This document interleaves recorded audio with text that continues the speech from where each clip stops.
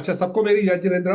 आज 8 जुलाई 2025 Tuesday, and we will continue with Bal Bodh पाठमाला श्रृंखला। पिछले हफ्ते हम लोगों ने पाठ 4 देवदर्शन का पाठ पढ़ा था। अब देवदर्शन जो है ना, हमारी दिनचर्या में सबसे पहली चीज है। हर रोज हमको देवदर्शन करना चाहिए। तो आज के पाठ में हम सीखेंगे कि दिनचर्या में हमें और क्या क्या करना चाहिए। पूरा दिन जो है हमें वेल प्लान्ड, कैसे हम अपने दिन की प्लानिंग करें और कैसे हम अपने दिन का पूरा सदुपयोग करें।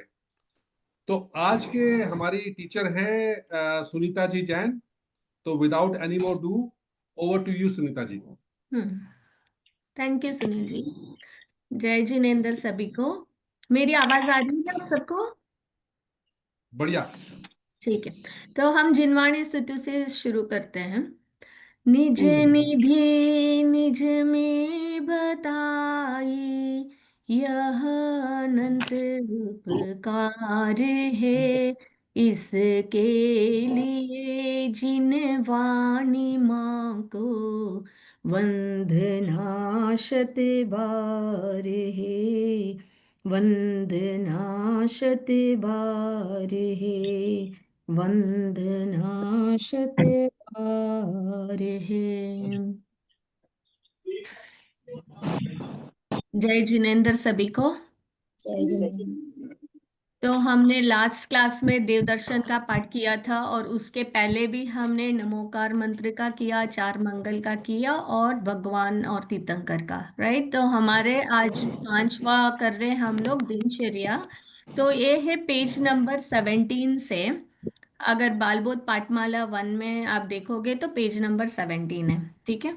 तो उससे पहले हम थोड़ा पिछले क्लासों का रिवीजन कर लेते हैं, ताकि हमें ना वो एक बेस बन जाता है आगे कंटिन्यू करने, ताकि हम रिकलेक्ट कर लेते हैं। ठीक है ना।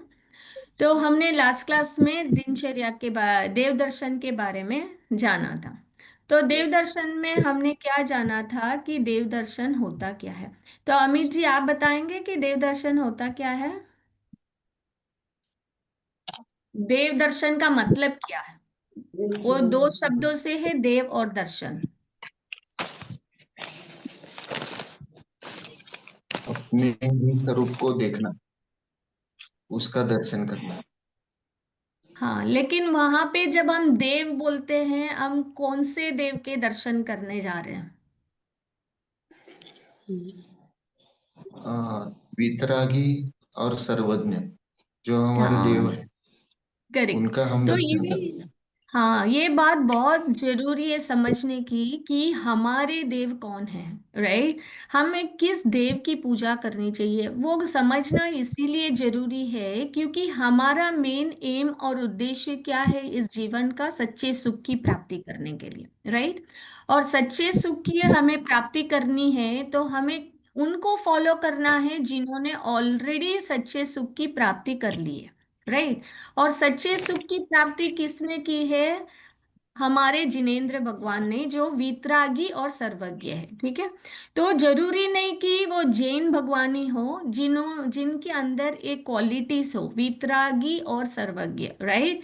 तो हमने वो देखा था पिछले क्लासेस में कि सच्चे देव का स्वरूप क्या होता है, और हमें देव दर्शन करने जाना चाहिए। ठीक है ना।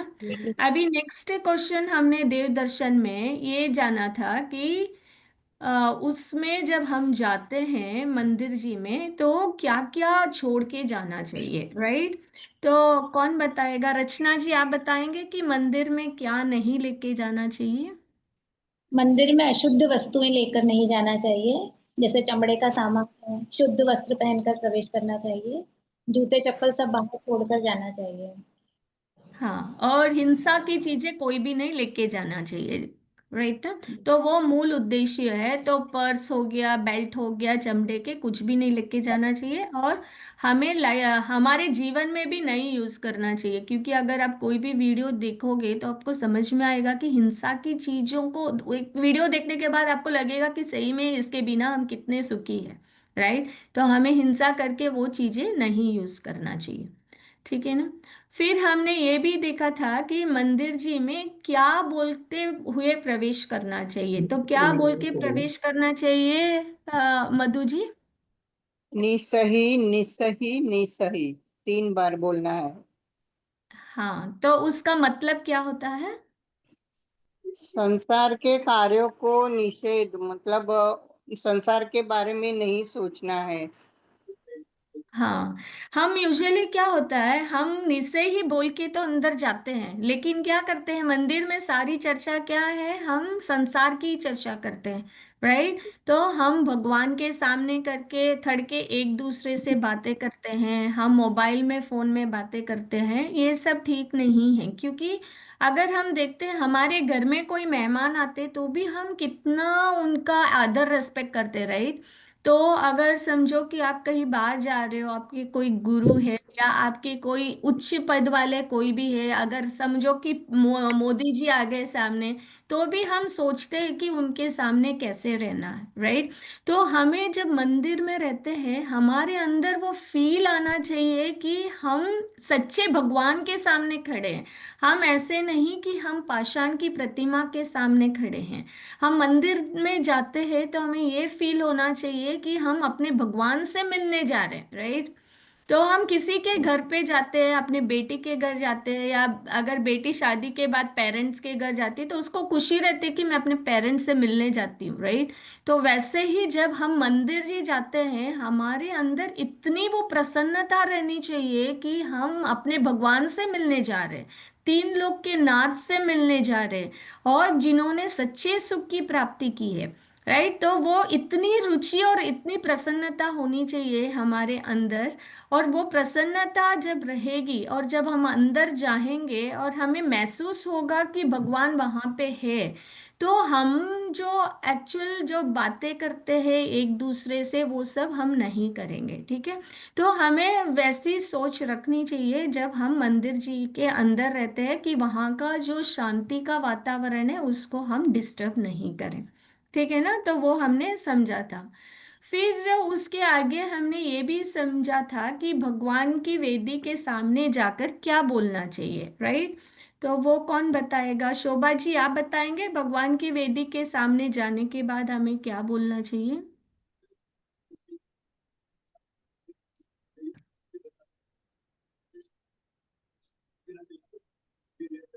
शोभा जी आप म्यूट पे हैं।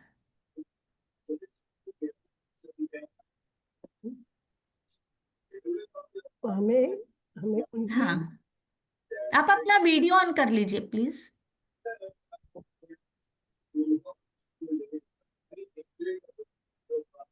हमें उनके गुणगान गाने चाहिए। उनके आत्मा के, वो जहाँ पे है उनके उनके बारे में याद करना चाहिए। और कोई ऐड करेंगे? भारती जी आप बता सकते हैं कि मंदिर जी में जाते ही भगवान की वेदी के सामने हमें क्या बोलना चाहिए? भगवान की वेदी के सामने जाते ही हमें ओम जय जय जय नमोस्तु और नमोकार मंत्र पढ़ करके अष्टांग नमस्कार करना चाहिए और फिर उसके बाद 3 प्रदक्षिणा देना चाहिए। हाँ बिल्कुल सही। और शोभा जी आप बताएंगे कि अष्टांग नमस्कार में क्या होता है, कौन कौन से अंग आते हैं अष्टांग नमस्कार में? सिर, 2 भुजा, छाती और पैर, घुटने, वो होता है। अमित जी आप बताएंगे ये कुछ मिस हुआ इसमें या कुछ ऐड करना चाहेंगे आप? अष्टांग में कौन कौन से अंग आएंगे? हाँ, माथा आना चाहिए, हाँ माता, उसके सिर बाद बोला छाती ना। आनी चाहिए, 2 छाती, हाथ आने चाहिए, हम्म। 2 पैर, और बैक साइड जो वो आना हाँ, चाहिए। हाँ पीठ आता है, और फिर हमारे जो पीछे का भाग आता है नितंब बोलते हैं उसको, ठीक है ना? ठीक है। और फिर प्रदक्षिणा दे, हम कितने बार प्रदक्षिणा देते हैं भगवान को मंदिर जी में? 3 बार। रचना जी आप बताएंगे। 3 बार प्रदक्षिणा देते हैं। और 3 बार का सूचक क्या होता है? ये रत्नत्रय का सूचक है।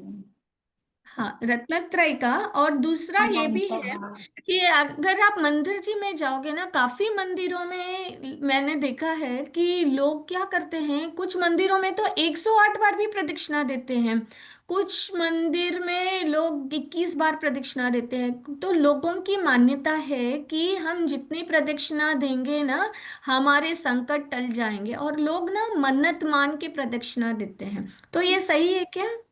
नहीं, गलत है। नहीं, तो प्रदक्षिणा देते वक्त हमारे अंदर भाव कैसे होने चाहिए?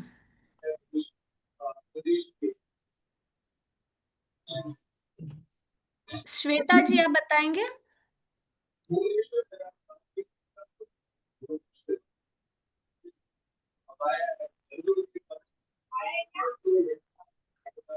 हमारे भावों में शुद्धता होनी चाहिए। हाँ, आपका वीडियो ऑन कर लेंगे प्लीज। हाँ, जब आप शुद्धता बोल रहे हैं तो कौन सी वाली शुद्धता होनी चाहिए? सिर्फ कपड़े के से शुद्धता, या अंतर के भाव भी शुद्धता? अंतर्भावों की शुद्धता, और अंदर और बाहर दोनों की शुद्धता होनी चाहिए। हाँ, दोनों की शुद्धता होनी चाहिए। और जब हम प्रदक्षिणा करते हैं, हमारे मन में वो भगवान के प्रति वो वाले मतलब उत्कृष्ट भाव आने चाहिए कि मैं भगवान को 3 बार प्रदक्षिणा इसलिए दे रहा हूँ क्योंकि मैं भगवान को सब और से उनको निहारना चाह रहा हूँ, राइट। और वो इतनी खुशी और वो इतनी प्रसन्नता होनी चाहिए कि हम भगवान को सब डायरेक्शन से उनको निहार के उनके जैसे बनने के भाव से हम प्रदक्षिणा लगा रहे, राइट। तो हमारा मेन क्या, हमारे गुणों को सुधारने की इच्छा से हम प्रदक्षिणा लगा रहे। ऐसे नहीं कि क्या मुझे जॉब मिल जाए, मेरे घर परिवार के संकट हट जाए, मेरे को व्यापार में लाभ हो जाए, तो वैसे सोच के अगर कोई 108 बार या 11 बार ऐसे प्रदक्षिणा लगाते हैं तो वो सही नहीं है।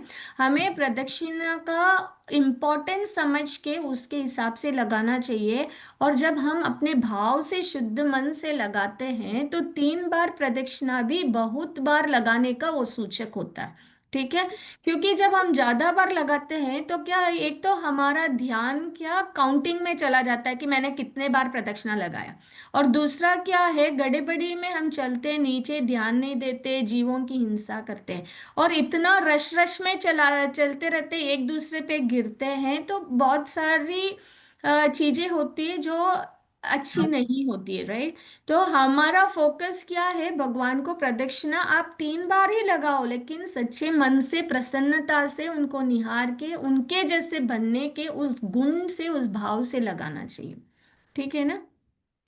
फिर हमने ये समझा कि मंदिर जी में प्रदक्षिणा लगाने के बाद कायोत्सर्ग करना चाहिए। तो कायोत्सर्ग का मतलब क्या होता है? पीयूष जी, आप बताएंगे? ये 2 शब्द से होता है, काया और उत्सर्ग से, उसका मतलब क्या होता है? तो काया यानी अपना शरीर है, और हम्म। उत्सर्ग यानी शरीर से बाहर निकलना है।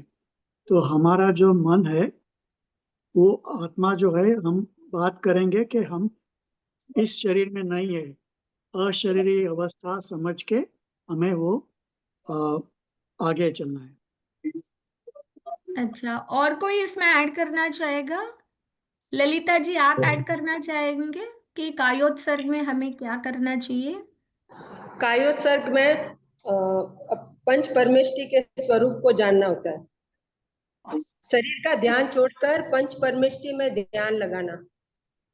अच्छा, कृति शाह मुंबई, आप ट्राई करेंगे और कुछ ऐड करना चाहेंगे? शरीर के प्रति ममत्व छोड़ना है। हाँ, तो आप तीनों ने सही बोला। तो मेन क्या है, हमें शरीर के प्रति ममत्व छोड़ना है, पंच परमेष्टि का ध्यान करना है, उनके गुणों का चिंतन करके वो गुण को अपने अंदर उन गुणों के बारे में सोचना है, ठीक है ना। तो वो होता है मेन फोकस कायोत्सर्ग करने का। फिर आता है कि स्वाध्याय करना। तो स्वाध्याय करते वक्त हमें क्या चिंतन करना चाहिए? क्या कौन बताएगा? बीना जी, आप बताएंगे?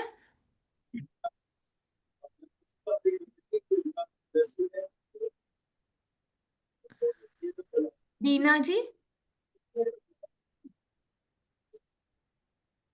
मैं बताऊं? हाँ श्वेता जी बताइए। आप अपना वीडियो ऑन कर लीजिए। हाँ। स्वाध्याय करते टाइम हमने अपनी आत्मा का आंतरिक ध्यान करना चाहिए, अंदर का सोच के स्वाध्याय करना चाहिए अपने परिणामों को निर्मल करने के लिए। हाँ अच्छा ठीक है, आपने बोला, लेकिन हम इसको और डिटेल में ना नेक्स्ट वाले चैप्टर में करेंगे, तो हम और समय नहीं लेते हो वक्त। हम नेक्स्ट वाला चैप्टर जो हमारा आज है दिनचर्या वाला चैप्टर है, ठीक है। तो जब हमने देखा कि हमारे भगवान का स्वरूप क्या है, और जब हमने देखा कि हमें देव दर्शन करना है, काफी लोगों का ये आता है कि हमारे पास टाइम नहीं है, राइट। टाइम नहीं है, और कुछ लोग को वो समझ में नहीं आता है कि हमें अपने पूरा दिन को कैसे यूज करना है। और काफी चीजें आती है जो ये दिनचर्या से ना, हमारा जो डेली का रूटीन है, हमें कैसे अपने दिनचर्या को व्यवस्थित करना है। तो हमारा जैन धर्म अपने जिनवाणी इतनी अच्छी है कि ये सिर्फ ऐसे नहीं कि भगवान या आत्मा का स्वरूप बताता, ये भी बताता है कि हमें अपने पूरी दिनचर्या कैसे रखनी चाहिए, राइट। हमें सुबह उठने के बाद हमें पूरा दिन क्या करना चाहिए, हमें किसके बारे में चिंतन करना चाहिए, हमें अपना पूरा दिन कैसे व्यवस्थित करना चाहिए, सुबह से रात तक, ठीक है। तो ये वाला चैप्टर एक्चुअली जो है, तो ये हमारे ऐसे नहीं कि ये सिर्फ जैनियों के लिए है, ये जनरल किसी पर्सन को भी आप देखोगे तो ये बहुत ही जरूरी चैप्टर है। क्योंकि अगर कोई प्रोफेशनल लाइफ में भी है, तो आप देखोगे कि कॉरपोरेट वर्ल्ड में भी, ऑफिसेस में भी टाइम मैनेजमेंट का स्किल सिखाते हैं, राइट। कि आप अपने टाइम मैनेजमेंट को कैसे कर सकते हो।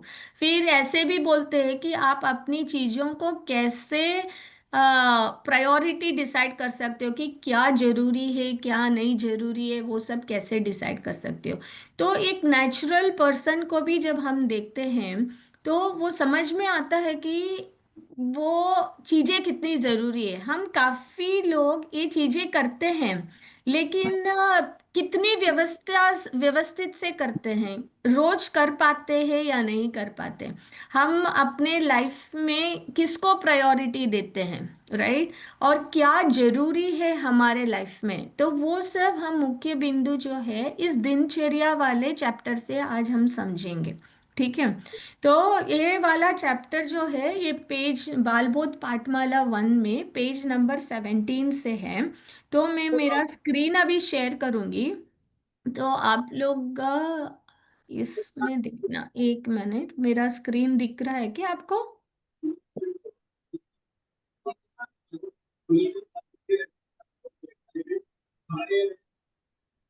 दिख रहा है ना?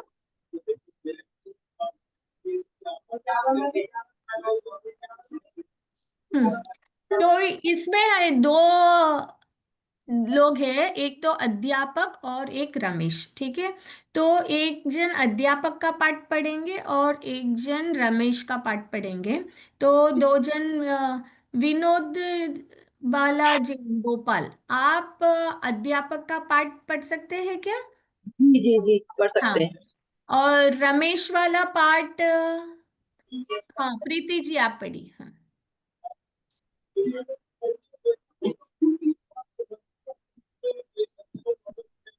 बाल को, आज हम तुम्हारे नाखून और दांत देखेंगे। अच्छा बोलो रमेश, तुम कितने दिनों से नहीं नहाए? जी, मैं तो रोज नहाता हूँ। प्रतिदिन नहाने वालों के हाथ पैर इतने गंदे तो नहीं होते। हो सकता है तुम रोज नहाते हो, पर 2 लोटे पानी सिर पर डाल लेना ही नहाना नहीं है। हमें अच्छी तरह मल कर नहाना चाहिए। इसी प्रकार हमें अपने दांत साफ करने के लिए प्रतिदिन प्रातः काल मंजन भी करना चाहिए। जो बच्चे मंजन नहीं करते हैं, उनके मुंह से बदबू आती है, उनके दांत कमजोर हो जाते हैं और गिर जाते हैं।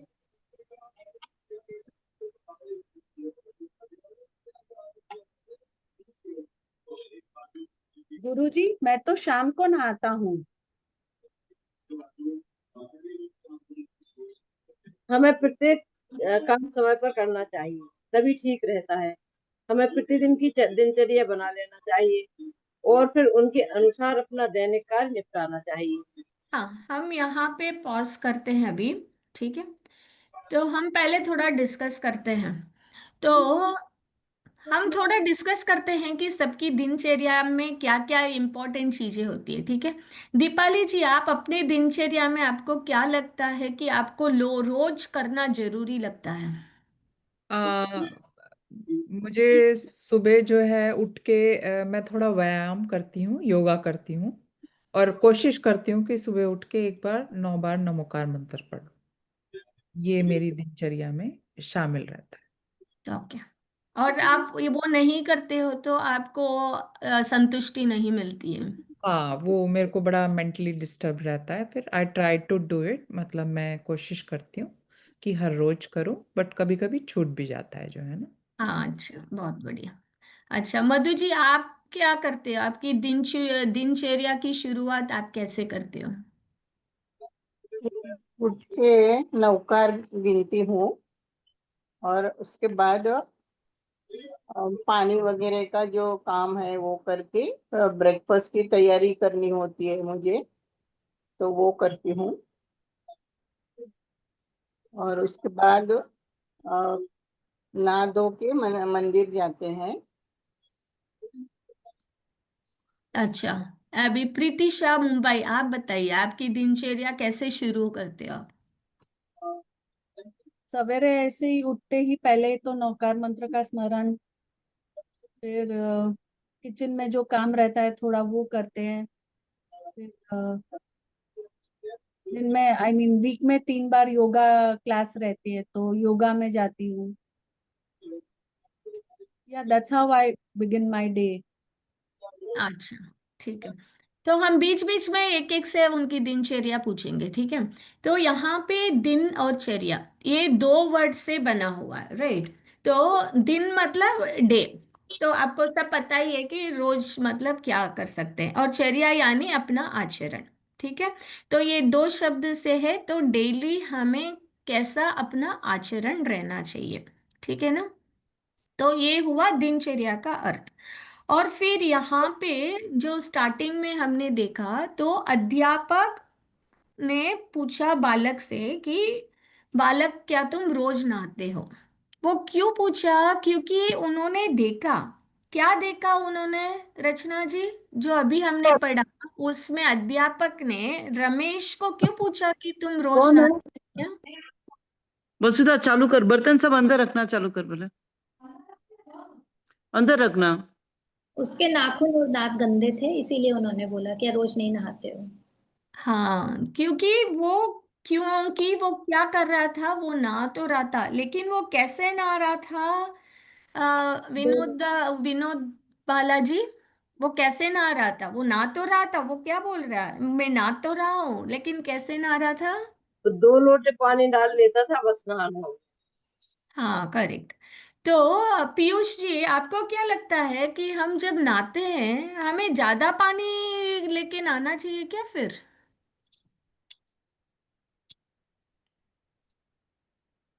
पानी ज्यादा कम का सवाल नहीं है। आपका सारा शरीर पूरी तरह क्लीन होए, इतना ही पानी वापरना है।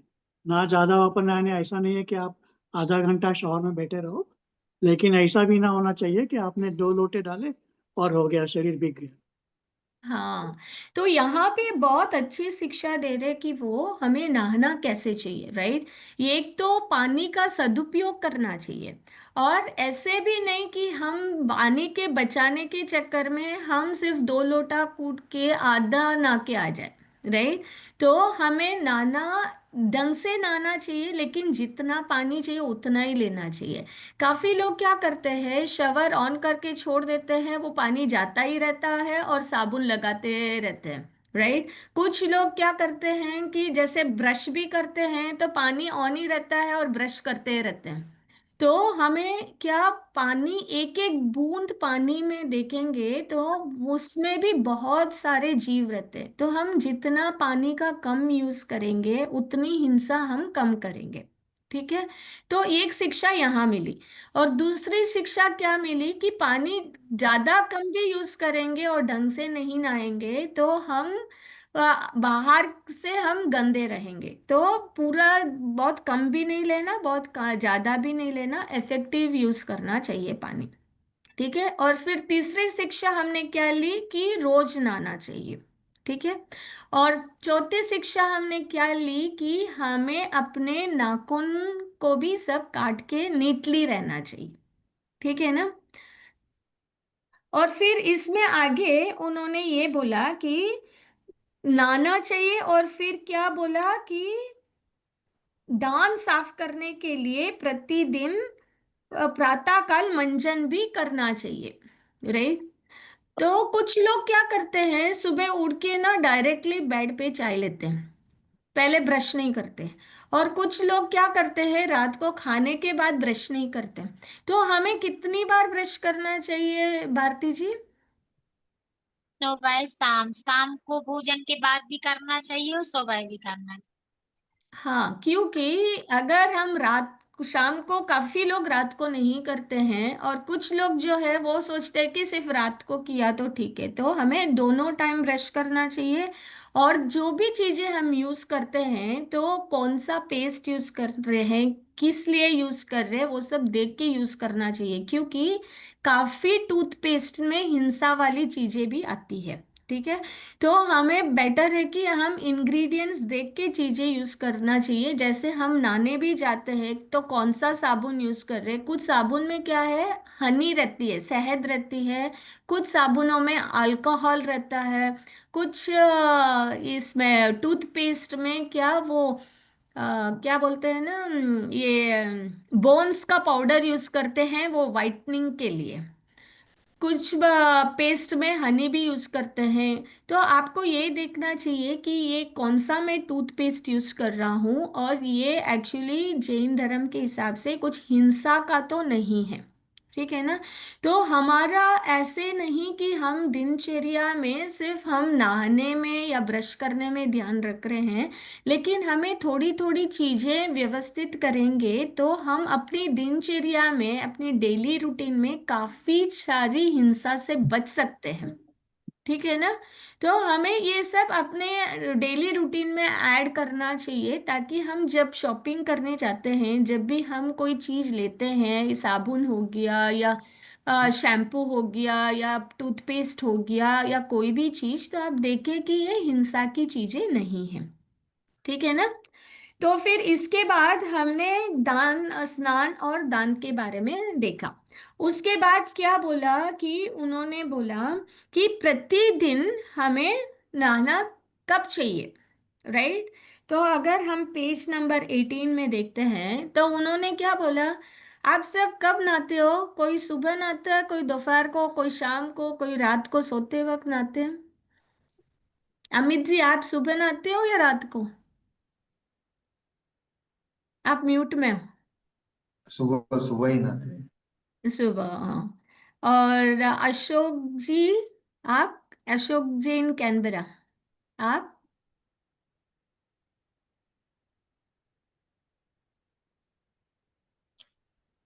सुबह ही नहाता हूँ। हाँ। तो कुछ लोग ना, यहाँ पे क्या होता है, जैसे हम सिडनी में हैं तो यहाँ के लोग ना, काफी लोग क्या करते हैं, सुबह उठ जाते हैं, बोलते टाइम नहीं है, और रात को सोते वक्त नहा के सोते हैं।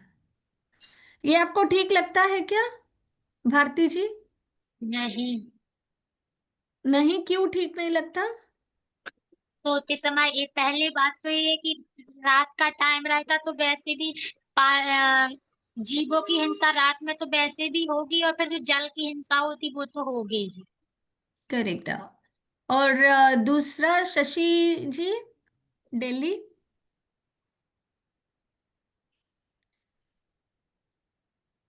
आप म्यूट पे हैं।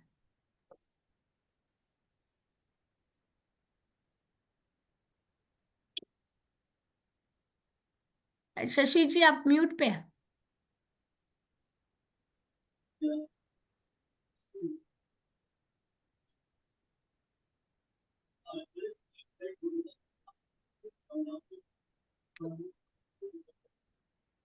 बीना जी आप बताएंगे कि रात को क्यों नहीं नहाना चाहिए और सुबह क्यों नहाना चाहिए? बीना जी, आप सब ना अपना वीडियो ऑन कर लीजिए, आपको बहुत अच्छा लगेगा, क्योंकि ये धर्म की क्लास है ना, बहुत अच्छा लगेगा जब हम एक दूसरे को देख के हम बात करेंगे ना। आहना जी,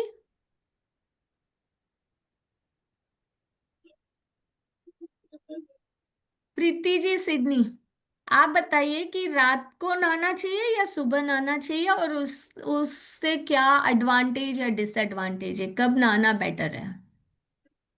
मेरे ख्याल से सुबह जब आप नहाते हो तो आप फ्रेश फील करते हो, आपकी नींद उठ जाती है और आप ताजगी महसूस करते हो और नया दिन की शुरुआत अच्छे से होती है, आप अलर्ट हो जाते हो, तो सुबह ही बेटर है।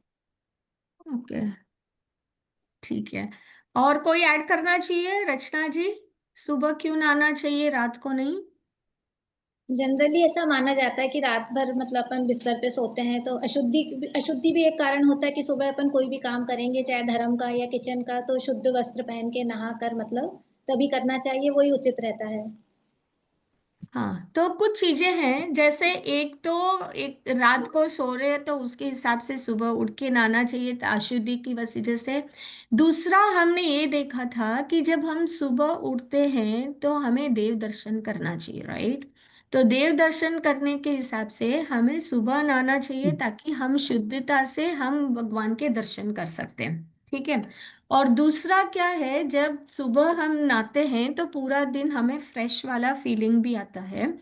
और हेल्थ से रिलेटेड आप देखोगे तो जो बाहर जो एनवायरनमेंट है, राइट, जो सनराइज वाला जो इफेक्ट है और हमारे बॉडी का जो ट्यूनिंग है, तो जो हमारा बॉडी और ये जो एनवायरनमेंट का जो सेटिंग है, जब हम दिन के टाइम नहाते हैं तो हमें हेल्थ के प्रॉब्लम्स बहुत कम आएंगे।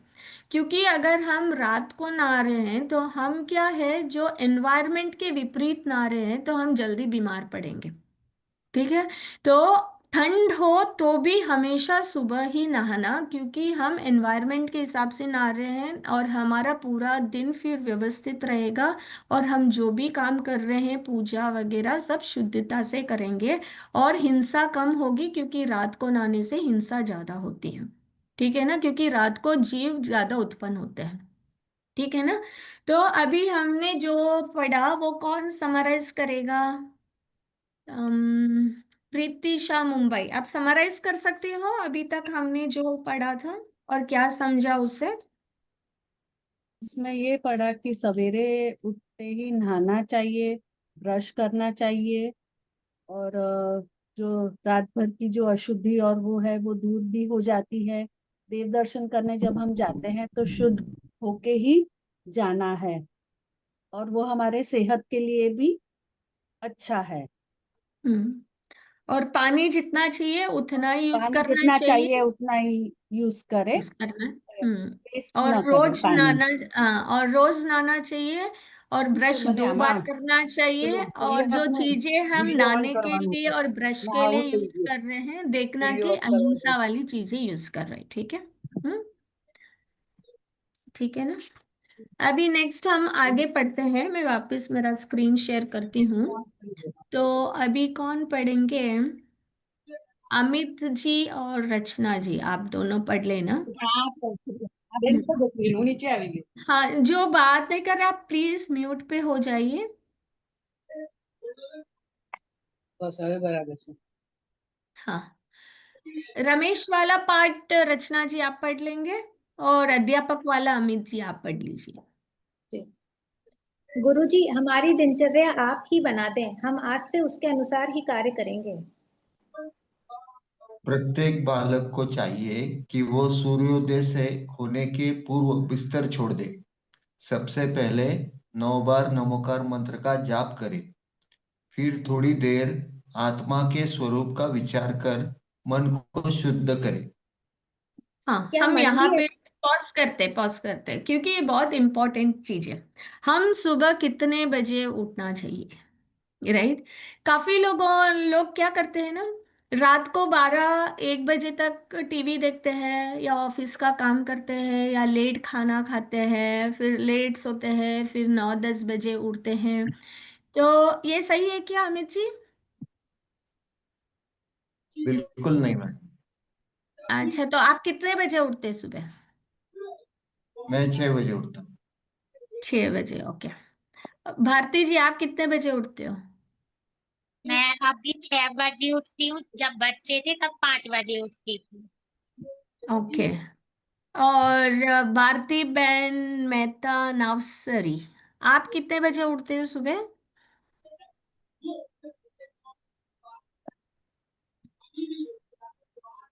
आप म्यूट पे। अच्छा, विनोद बाला जैन भोपाल, आप कितने बजे उठते हो?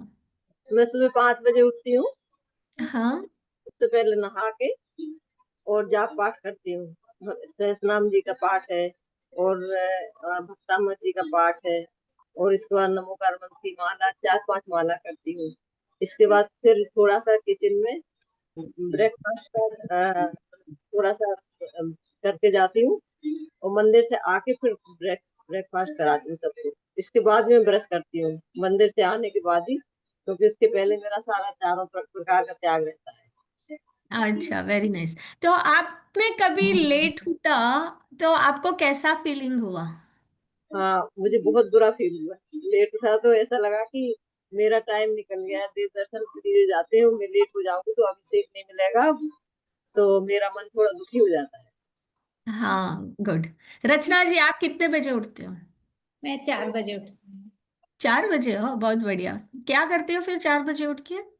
मतलब उठ के मैं असल में पहले वॉक करने जाती हूँ, मतलब फिर आके योगा करती हूँ और बीच में थोड़ा बहुत कुछ काम, मतलब अपना ऐसा, मतलब वो जो हम्म।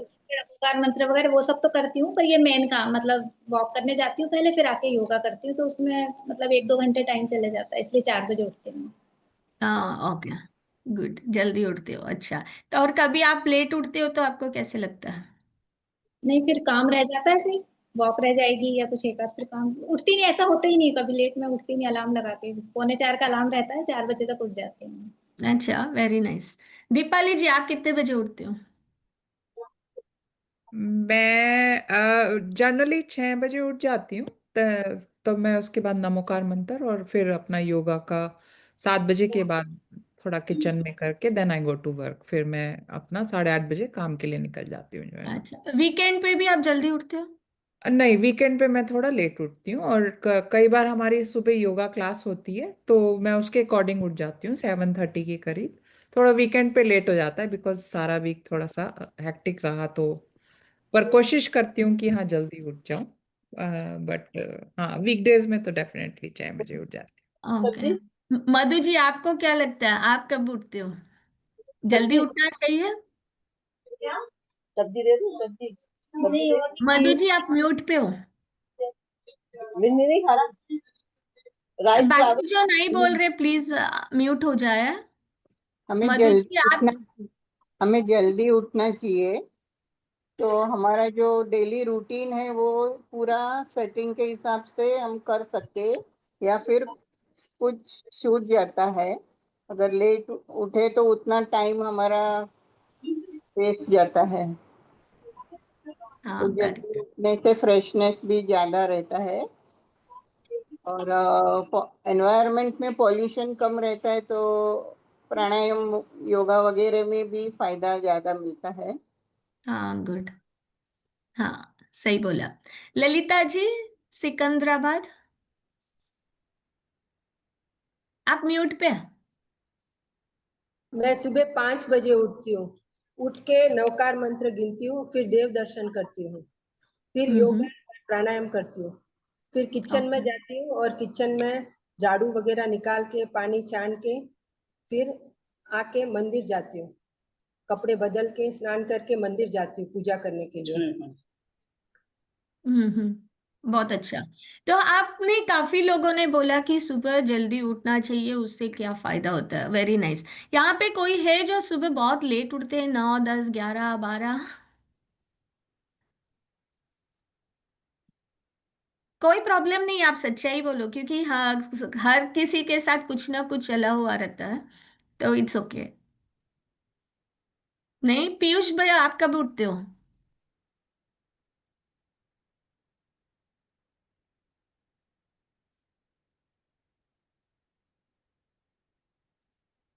मैं यूजुअली 6:30 या 7 o'clock उठता हूँ, और अगर वीकेंड है तो 8 बजे हो जाता है। ओके।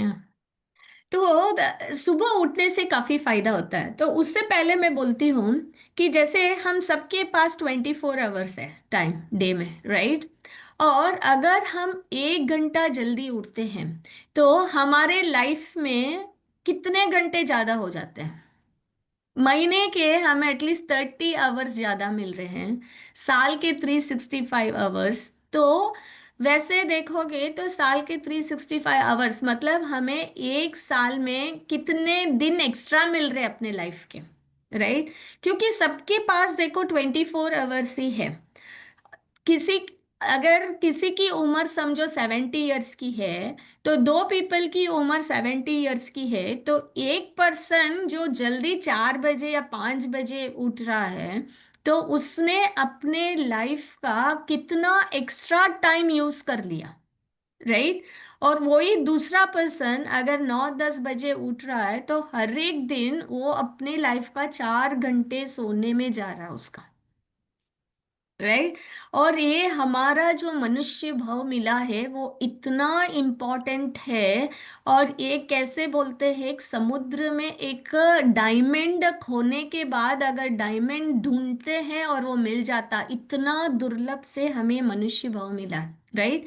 तो हमें अगर अपने लाइफ से कुछ ज्यादा करना है, तो हमें पहले तो ये करना है कि हमें सूर्योदय से पहले उठना चाहिए, राइट? सूर्योदय से पहले उठने से एक तो क्या है, हमें लाइफ में एक्स्ट्रा टाइम मिल रहा है, ठीक है? और दूसरा, जैसे आप लोगों ने, बहुत सारे लोगों ने बोला कि क्या होता है, एक तो आपको फिजिकल एक्सरसाइज करने के लिए टाइम मिल रहा है, राइट? आपको देव दर्शन करने के लिए टाइम मिल रहा है, आपको खुद के लिए टाइम मिल रहा है, आपको घर के काम व्यवस्थित रूप से करने के लिए टाइम मिल रहा है, कोई अर्जेंसी नहीं होती है, कोई टेंशन नहीं रहता, आप शांति से काम करते हो। और जैसे आपने बोला कि वातावरण इतना शुद्ध होता है और शांत होता है, तो उस टाइम पे हमें अपने बारे में चिंतन करने के लिए वो राइट टाइम होता है कि हम खुद के लिए थोड़ा टाइम देके अपने आत्मा का चिंतन कर सकते हैं, ठीक है? तो सुबह अगर जब आप उठते हो, अगर आपके लिस्ट में ये नहीं है कि मैं 10 मिनट अपने आत्मा का चिंतन करूं, तो वो सही नहीं है, ठीक है? क्योंकि सुबह का इतना शांत वातावरण है, तो एटलीस्ट आप एक्सरसाइज सब तो करते ही हो, एटलीस्ट 10 मिनट अपने आत्मा का खुद के बारे में चिंतन करना, ठीक है? तो हम सोचे आगे देखेंगे हम कि चिंतन में हमें क्या करना है, ठीक है ना? तो चिंतन में अभी क्या करना है, जो हमने अभी पढ़ा उसमें उन्होंने क्या बताया कि चिंतन में क्या करना चाहिए। सबसे पहले नमोकार मंत्र पढ़ना चाहिए 9 बार। और फिर क्या बताया कि आत्मा के स्वरूप का विचार करना चाहिए, ठीक है? तो अभी सवाल आता है कि आत्मा के स्वरूप का क्यों विचार करना चाहिए, कैसे विचार करना चाहिए, तो वो सब हम आगे पढ़ेंगे। उससे पहले हम ये समझते हैं कि 9 बार नमोकार मंत्र क्यों पढ़ना चाहिए।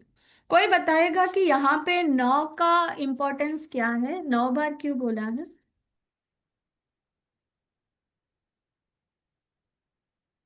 अशोक जी कैनबरा, आप बताएंगे?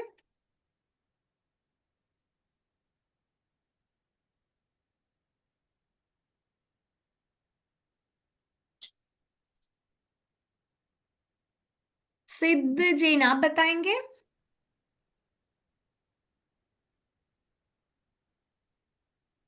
कि 9 बार नौकार मंत्र बोलने का क्या फायदा है, 9 बार क्यों बोला है? हम काफी बार मंदिर जी में पूजा में वगैरह बोलते हैं ना, 9 बार नौकार मंत्र बोलना। आप जिनवाणी में भी देखोगे पूजा विधान में काफी जगह 9 बार का बोला है, तो 9 बार क्यों बोला है? मैं बताऊं? हाँ बताइए। ये 9 बार नमोकार मंत्र इसलिए बोलना चाहिए क्योंकि 9 का जो टेबल होता है ना, सार में 9 ही उसका जो ऐड करते हैं, जोड़ करते हैं तो उसका 9 ही आता है, वो अकाट्य है, इसलिए हमको 9 बार नमोकार मत बोलना चाहिए। हाँ, बहुत बढ़िया। ये एक उद्देश्य है, क्योंकि 9 का अंक बोलते हैं कि जब हम 9 का मल्टीप्लिकेशन टेबल लेते हैं तो 9 वन ज़ा 9, राइट? तो 0 + 9 हुआ 9। फिर 9 2 ज़ा होता 18, तो 1 + 8 वापस 9। फिर 9 3 ज़ा 27, 2 + 7 9। ठीक है, तो ऐसे करके जब हम देखते हैं तो उसका सम हमेशा 9 ही रहता है। तो एक तो क्या है, शाश्वत अंक के हिसाब से, क्योंकि हमें शाश्वत पद की प्राप्ति करनी है, तो उसके हिसाब से भी 9 बार नमोकार मंत्र बोलते हैं कि पढ़ना। फिर धर्म के इसमें 9 का टेबल्स इसलिए किया क्योंकि 9 जब लेते हैं हम, जब हम 9 साल के थे तो हमारे अंदर बोलते हैं कि 9 अवगुण होना चाहिए और 0 गुण होना चाहिए धर्म के हिसाब से। और 18 में जब जाते हैं, 1 गुण बढ़ना चाहिए और दोष 8, मतलब एक एक करके गुण बढ़ना चाहिए और दोष घटने चाहिए। तो 9 3 ज़ा 27, मतलब जब हम 27 की ईयर्स के होते हैं तो बोलते हैं 2 गुण बढ़ना चाहिए और 7। तो वैसे करते जब हम 90 ईयर्स के होते हैं तो बोलते हैं कि आपके सब गुण ही होने चाहिए, कोई दोष नहीं होना चाहिए। तो वो भी एक है। और दूसरा और एक उद्देश्य है कि जैसे हम मन, वचन और काया और कृत कारित अनुमोदना, राइट? तो ये क्या होता है, हम जो प्रत्येक कार्य करते हैं तो हम क्या करते हैं, मन, वचन और काया और कृत कारित अनुमोदना से 9 रूप से हम करते हैं, राइट? तो इसके वजह से मन, वचन और काया 3 और कृत कारित अनुमोदना 3, तो 3 × 3 9। तो 9 टाइम से हम पाप करते हैं, तो 9 टाइम से हमें नहीं करना चाहिए। तो वो भी एक उद्देश्य है कि 9 बार नमोकार मंत्र पढ़ने का। ठीक है, और फिर हमें नमोकार मंत्र तो पता है ना हमें क्यों पढ़ना चाहिए, क्योंकि हमें वहाँ व्यक्ति विशेष को नहीं नमस्कार किया है, गुणों को नमस्कार किया है। तो दिन की शुरुआत हम हमारे पंच परमेष्टि के स्वरूप को याद करके उनके गुणों को याद करें, ताकि हमारे पूरे दिन उन गुण को हम अपना सकते हैं। ठीक है, इसीलिए 9 बार नमोकार मंत्र बोला। तो यहाँ पे हुआ हमारा ये। अभी नेक्स्ट हम आगे पढ़ेंगे। ठीक है, तो अमित जी और रचना जी आप कंटिन्यू करो। अभी यहाँ पे क्या मन भी अशुद्ध होता है वहां से? क्या मन भी अशुद्ध होता है? हाँ भाई, जिस तरह बाह्य गंदगी हमारे शरीर को गंदा कर देती है, उसी प्रकार मोह, राग, द्वेष आदि विकारी भावों से हमारा मन, आत्मा गंदा हो जाता है। जिस प्रकार स्नान, मंजन आदि द्वारा हमारी देह देह साफ होती है, उसी प्रकार आत्मा और परमात्मा के चिंतन से हमारा मन, आत्मा पवित्र होता है। हमें अंतर बाहर दोनों ही पवित्रता पर ध्यान देना चाहिए। हाँ, उसके हम बाद यहाँ पे पॉज करते हैं। तो यहाँ पे अभी क्वेश्चन आया कि मन अशुद्ध होता है क्या, राइट? यहाँ पे जितने लोग हैं, आप सबको लगता है क्या कि मन अशुद्ध होता है? अनिल जी, दिल्ली।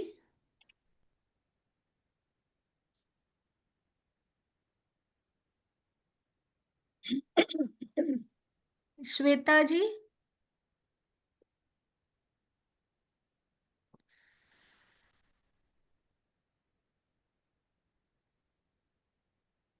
मन अशुद्ध होता है। आप वीडियो ऑन कर लीजिए प्लीज। आपको क्यों लगता है कि मन अशुद्ध होता है? एक मिनट। मन में विकार भाव उत्पन्न होते हैं, उसकी वजह से हमारे मन में अशुद्धता आती है। विकार भाव में कौन कौन से आते हैं? जैसे 5 पाप, 4 कषाय, राग, द्वेष आदि। हाँ, तो हम कैटेगराइज करेंगे तो मोह, राग, द्वेष वाले भाव बोल देंगे, राइट? हाँ, गुड। शशि जी, दिल्ली। अभी ये मन की अशुद्धता को हटाने के लिए हम कुछ कर सकते हैं क्या? आप म्यूट पे हैं।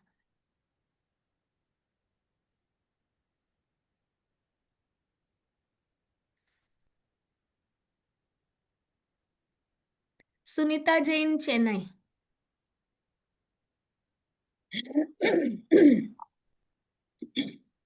हमारे मन की अशुद्धता को हम कम कर सकते हैं क्या? आप म्यूट पे हैं।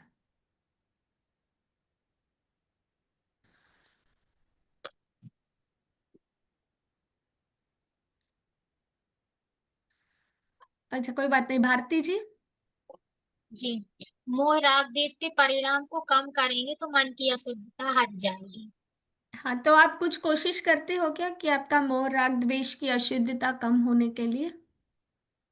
आपके दिनचर्या में आप कुछ भी फॉलो करते हो क्या?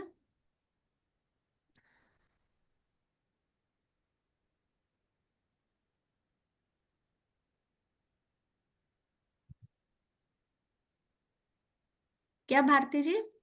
जी, आप कुछ करते हो क्या अशुद्धता मन की कम करने के लिए? जैसे हाँ, बाहर की अशुद्धता के लिए तो हम सब नहाते हैं, ब्रश करते हैं, सब करते हैं, नाखून कट करते हैं, लेकिन ब्यूटी पार्लर जाते हैं, सब मेकअप करते हैं, सब करते हैं। बाहर का तो पूछो ही मत, कुछ बोलने की जरूरत नहीं, क्योंकि हर किसी को पता है बाहर की शुद्धता क्या करना। लेकिन मन की शुद्धता के लिए कुछ करते हो क्या आप? जी करते हैं। क्या सुबह से करते हो? लेकर सुबह से लेकर शाम तक जैसे सुबह उठे तो सबसे पहले पंच परमेष्टि को ही याद करते हैं, थोड़ी देर के लिए अपने आत्मा के चिंतन के लिए भी बैठती हूँ। उसके बाद डायरेक्ट नहा धो के मंदिर जाती हूँ, तो 2-3 घंटे वहां पर रहती हूँ, तो फिर वचन होते हैं, क्लासेस लगती हैं, तो इससे मन पवित्र होता है, ये सब सुनते हैं तो। फिर वहां से आते हैं तो फिर क्लास लगती है ऑनलाइन, उसको पढ़ते हैं। फिर भोजन किया, उसके बाद फिर बैठ जाते, बच्चों को पढ़ाते हैं पाठशाला, दोपहर में भी, शाम को। तो इससे क्या होता है, अपन लगे रहते उसी काम में तो मन अशुद्ध रहता है। बहुत बढ़िया। रचना जी, आप कुछ करते हो मन की शुद्धता के लिए? हाँ, मतलब इसके लिए क्या है, जैसे अपन आत्मा परमात्मा का चिंतन करते हैं, स्वाध्याय करो तो कषायों में मंदता आती है। मतलब विकारी भाव अपने कम से कम हो, मतलब कषायों में मंदता हो, तो ऐसे मतलब ऐसा चिंतन करते हैं तो उससे बस। विनोद बालाजी, आप क्या करते हो मन की शुद्धता के लिए? ये जाप करते हैं, पूजन करते हैं, उतने टाइम हमारा मन बिल्कुल शुद्ध रहता है। फिर जो है ना, अगर कोई गुस्सा हो रहा है, कुछ हमारे हमसे कोई गलती हो गई, तो हम उसको महसूस करते हैं कि हाँ गलती है, तो हमारे भाव शुद्ध हो जाते हैं। ऐसा नहीं लगता कि सामने वाला हमसे गलत कह रहा है। तो हमें अपनी गलतियों का एहसास करना चाहिए, उससे हमारा मन शुद्ध हो जाता है। किसी के प्रति बहुत बढ़िया, बहुत बढ़िया। आपको यहाँ पे मैं होल्ड करती हूँ 1 मिनट। तो आपने बोला कि अपनी गलतियों को देखते हैं, गलतियों को पकड़ते हैं। तो आप अपनी गलतियों को कैसे देखते हो, कैसे उसका विश्लेषण करते हो, कब करते हो, और उसका चिंतन कैसे करते हो और सोचते हो कि वापस मैं उसकी रिपीट नहीं करूं? आप क्या करते हो उसके लिए? वो मुझे करने की जरूरत नहीं होती, क्योंकि जब गलती करते हैं तो सामने वाला बता देता है कि आपने कैसे गलती की, क्या किया है। तब मैं उसको सोचती हूँ, फिर उसका सोचती हूँ कि अब आगे से ऐसा हमको नहीं करना चाहिए। तो फिर आगे जो बात होती है तो उसके लिए ध्यान रखना पड़ता है कि नहीं, मैं गलत, पहले गलत किया था, अब गलत नहीं करना। और अगर आगे वाला नहीं बोले तो? आगे वाला समझो आपकी बेटी है और वो आपसे बहुत प्यार करती है, तो और वो आपको बोलेगी नहीं कि आपने गलती की, तो आप समझोगे कि मैंने सब सही किया है, आप उसके लिए कुछ करोगे क्या? नहीं, गलती अगर करते हैं तो मैं मन में एहसास तो हो जाता है कि गलत हाँ, वो हो। एहसास कैसे होता है, वो ही पूछना था मुझे। आपको कैसे एहसास होता है कि आपने गलती की है? सामने वाले के रिएक्शन से पता चल जाता है कि हमने कुछ गलत कर दिया है, भले ही कोई बोले नहीं बोले। अच्छा, मधु जी, आप क्या करते हो आपके मन की शुद्धता के लिए, आत्मा की शुद्धता के लिए? अगर मंदिर जाते हैं और वहाँ पे प्रवचन है तो वो जब सुनते हैं तो बहुत ही फीलिंग आता है कि हमको ये नहीं करना है, ये करना है। और जैसे परिग्रह करते हैं तो उसमें भी परिग्रह की भावना आती है। हाँ, और तो आप प्रवचन सुनने के बाद उसको अप्लाई कैसे करते, मतलब आप पूरा उसको चिंतन करते फिर आप उसको एक्शन में कैसे लेके आते हो? उसको डेली लाइफ की रूटीन में उसको अप्लाई थोड़ा जितना मैक्सिमम हो सके उतना करने की ट्राई करते हैं। अगर गुस्सा आ गया कभी तो फिर बाद में रियलाइज होता है कि दोबारा गुस्सा नहीं करना है। हाँ, गुड। हाँ, प्रीति शाह मुंबई, आप क्या करते हो मन की शुद्धता के लिए? मन की शुद्धता के लिए स्वाध्याय करती हूँ, और जब भी हो सके तब मंदिर जाती हूँ, और शायद थोड़ा चिंतन मनन भी अभी करने लगी हूँ। गुड। चिंतन मनन, ओके, चिंतन मनन आया, अच्छा है। तो हमने देखा कि हम क्या प्रवचन सुन रहे हैं, हम लोग देव दर्शन कर रहे हैं, आत्मा परमात्मा का चिंतन कर रहे हैं, चिंतन मनन कर रहे हैं, प्रवचन सुन रहे हैं, राइट? ये सब क्रिया में आया कि हम सुन रहे हैं, कर रहे हैं, लेकिन हम अपने भावों की तरफ एक दृष्टि रख रहे हैं क्या पूरा दिन, कि मेरे अंदर कैसे भाव आ रहे हैं? क्योंकि ये जो काम हमें करना, हमें पूरा दिन करना, क्योंकि पूरा दिन हम क्या करते हैं, हम इतने लोगों को देखते हैं, राइट? क्योंकि हमारी आंखों की दृष्टि क्या हमेशा बाहर की तरफ है, हम सिर्फ पर की तरफ ही देखते हैं, राइट? तो पूरा दिन हम क्या करते हैं, हम सिर्फ दूसरों को देखते हैं और देखते हैं कि इसने ये दोष किया, इसने वो दोष किया, इसने क्या किया, क्या नहीं किया।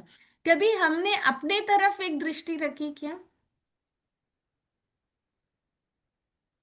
नहीं रखी ना। भावों का इतना इम्पोर्टेंस है लाइफ में। मैं आपको एक दो एग्जाम्पल बोलती हूँ, आप समझोगे कि कैसे अपने कर्म पे कैसे इफेक्ट होता है भावों से। एक बंदा रहता है, ठीक है, वो चंदन का व्यापारी रहता है। तो उसके पास बहुत सारे चंदन के पेड़ रहते हैं, तो उसका व्यापार बहुत डाउन रहता है। तो एक दिन वो क्या है, अपने घर के टेरेस पे खड़ा रहता है। तो तभी एक राजा रहता है, तो वो उस राज्य का राजा वहां पे प्रोसेशन से वहां पे आता है, ठीक है। तो वो दूर से वो राजा आता रहता है, तो उसके मन में भाव आता है कि ये राजा है अभी, तो ये राजा अगर मर जाता है तो मेरे को कितना फायदा होगा, मेरे चंदन कितना बिक जाएगा, क्योंकि इसके फ्यूनरल के लिए चंदन की लकड़ी यूज करेंगे, ठीक है। और वो ऊपर सोच के वैसे ही ऊपर ही खड़ा रहता है। तभी वो राजा देखता है कि सब लोग जो है, राजा आ रहा है तो नीचे आके उसको वेलकम करते हैं, उसको रेस्पेक्ट देते हैं, लेकिन ये जो बंदा ऊपर ही खड़ा है नीचे नहीं आता। तो राजा के मन में भाव आता है कि कैसा रहना चाहिए ये बंदा, मैं आया तो भी नीचे नहीं आया, इसको इसको कितना होना चाहिए। तो वो राजा अपने मंत्री को बोलता है कि इसको कल सुबह लेके आके 8 बजे इसको फांसी पे चढ़ा देना, ठीक है। और राजा वहां से चला जाता है और वो बंदा घर पे रहता है। फिर वो बंदा क्या करता है, रात को सोते वक्त वो सोचता है कि यो मैंने क्या किया आज। वो राजा जो था मेरे पिता के समान था, मेरे अंदर ऐसे भाव क्यों आए कि मैंने ऐसे सोचा कि उसकी मृत्यु हो जाए और मेरा चंदन बिक जाए, मैं अपने लालच के हिसाब से उसके लिए मैंने ऐसे भाव किए, यो उसको सुरक्षित रखना, मेरे को ऐसे भाव आए, मेरे को क्षमा करना। वैसे बोल के वो सो जाता है, ठीक है। अभी दूसरे दिन जब सुबह आता है, वो राजा उठता है, तो राजा सोचता है कि यो ठीक है, अभी वो मंत्री जाता है और बोलता है उस बंदे को लेके आ जाऊं क्या, वो चंदन वाले व्यापारी को आपने बोला था फांसी पे चढ़ाने। तो वो राजा बोलता है कि नहीं नहीं रहने दे, हो सकता है उसकी कोई मजबूरी होगी बेचारा, इसीलिए वो नीचे नहीं आया होगा, ठीक है, तो वो राजा भी माफ कर देता है। तो इसमें वो चंदन वाले व्यापारी सेठ ने राजा को कुछ बोला क्या? नहीं बोला। और वो राजा ने उस चंदन सेठ को कुछ बोला, कहा क्या मारने का? कुछ भी नहीं बोला। मतलब जब हम भाव करते हैं, हमारे भाव के परिणाम से सामने वाले को भी वैसे ही भाव आते हैं। क्योंकि वो चंदन व्यापारी ने सोचा कि ये राजा मर जाए, इसीलिए उस राजा के अंदर भाव आए कि उसको फांसी पे लटका देना चाहिए। और जब वो उसको भाव आए चंदन व्यापारी को कि नहीं मुझे क्षमा करना, तो राजा को भी वापस भाव आए कि उसको रहने देना। राइट? मतलब हम जो पूरा दिन अपने भाव कर रहे हैं, हमें ये नहीं समझ में आ रहा है कि हम कैसे भाव कर रहे हैं। तो कहते हैं कि हमें हमारे भावों पे हमेशा एक दृष्टि अपने भावों पे रहने चाहिए कि मैं दूसरों के प्रति मैं कैसे भाव कर रहा हूँ, मेरे अंदर ऐसे भाव क्यों आ रहे हैं। राइट? हम काफी बार क्या है, अनुमोदना कर देते हैं। हम टीवी देखते काफी बार अनुमोदना कर देते हैं कि हाँ इसके साथ ऐसे होना चाहिए। मूवी देखते हैं, विलन हीरो को मारते हैं तो हम खुश होते हैं। राइट? तो हम क्या बिना मतलब का हम इतना पाप कर रहे हैं। ये अभी कोई दो कंट्री युद्ध कर रहे हैं तो हम सोचते हैं कि हाँ ये चाइना वाले हैं, ये यूएस वाले हैं, ये रशिया वाले, इनके साथ ऐसा हो जाना चाहिए। हम कैसे अपने भाव को हम कैसे पाप बांध रहे हैं। हम दिन भर ना बाहर देख के इतना पाप कर रहे हैं, और हम खुद को देख के हम अपने भावों को सुधारने के लिए हमारे पास टाइम नहीं हो रहा। राइट? तो हमें हमेशा पूरा दिन एक दृष्टि अपने ऊपर रखना चाहिए। और एक कहानी मैं आपको बोलती हूँ। एक मुनिराज रहते हैं, वो तपस्या करते रहते हैं, ध्यान में बैठे रहते हैं। तभी दो लेडीज वहां से पास होती है। ठीक है, तो वो लेडीज क्या पास होती रहती है, तो वो कुछ बोल के जाती है।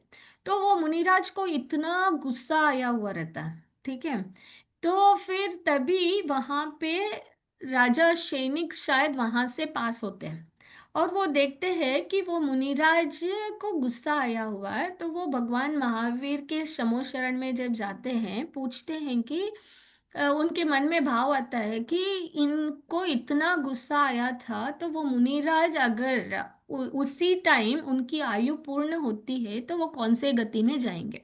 ठीक है, तो उनके वाणी में उनको आता है कि वो सातवें नरक में जाएंगे।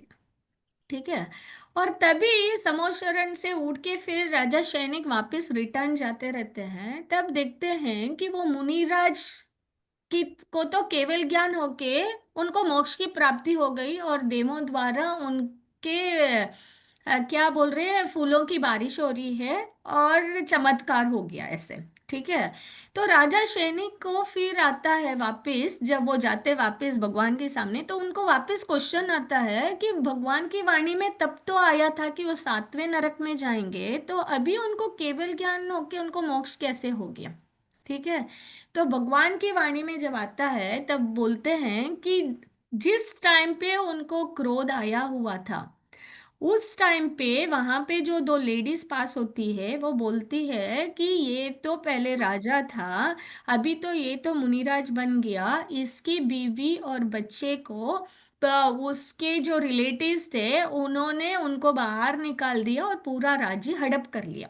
ठीक है, तो उसको इतना गुस्सा आता कि मैं देखता हूँ वो कैसे करेगा। ठीक है, तो लेकिन उस मुनिराज को, जब वो राजा रहते हैं, उनको आदत रहती है कि जब भी गुस्सा आता है उनका हाथ क्या है, मुकुट पे जाता है, सर पे, और दूसरा हाथ तलवार पे जाता है। ठीक है, तो जब राजा सैनिक वहां से पास होते हैं वो गुस्से में रहते हैं, उसके बाद जब वो सर पे हाथ रखते हैं मुनिराज और तलवार निकालने जाते हैं, फिर उनको ध्यान आता है यो मैं तो अभी मुनिराज हूँ, कहाँ मेरी बीबी और बच्चे।